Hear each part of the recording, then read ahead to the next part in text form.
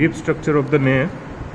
This is the posterior belly of digastric styloid. This one is the styloid process. We have cut the styloglossus muscles. This is the styloglossus. This one is the inferior alveolar nerves. It becomes continuous as a submental.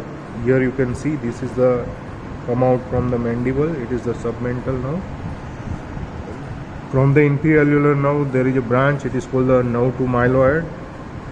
So this one is the myloid muscle. It supplies to the myloid and anterior belly of digastric. This is the anterior belly of digastric. So both the muscles which is supplied by the nerve to myloid, it is a branch of inferior alveolar nerve.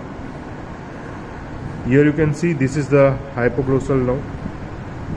It is over to the hyoglossus muscles and deep to the myloid muscles. This is the hypoglossal nerve. It is the 12th cranial nerve. This one is the external carotid artery. This one is the internal carotid artery. The first branch of the external carotid artery, it is the superior thyroid artery. This is the second branch of the external carotid artery. It is the lingual artery. Third branch, it is the facial artery. Fourth branch, it is the occipital artery. But here we have a common trunk. With the occipital, it is the ascending pharyngeal. This is the fifth branch. And the sixth branch, it is the posterior auricular, which goes towards the auricles. And the two terminal branches, it is the superficial temporal, and this one is the maxillary artery. So these are the total 8 branches of the external carotid artery. We can see here the interjugular veins. This one is the ansa cervicalis. This one is the superior root. It is along with the hypoglossal nerve, and this is the inferior root coming from C2 and C3. C2 and C3 fibers also supplies to the sternocleidomastoid muscles. This one is the internal jugular veins.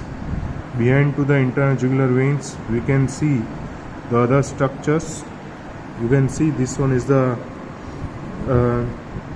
vagus nerve, and this vagus nerve, which is here we can see this is the common carotid, and this one is the subclavian artery. This is the right side.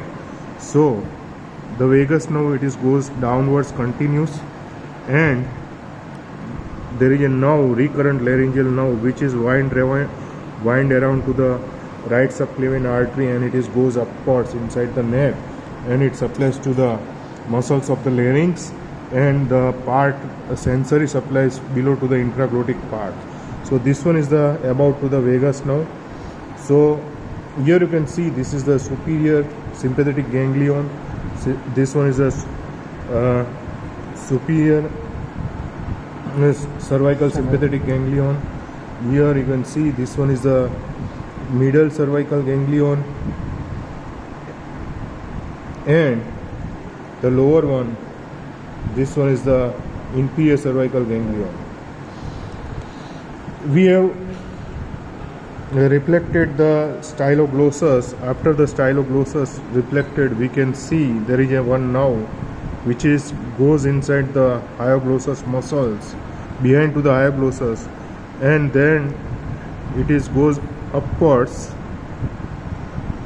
This one is the glossopharyngeal nerve, which arises behind to the styloid process coming from the interjugular foramen.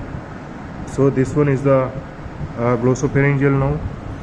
We can also see the this one is the lingual nerve, and the lingual nerve, this one is the inferior alveolar nerve, and this one is the lingual nerve. And here you can see this one is the fiber of the chorda tympani.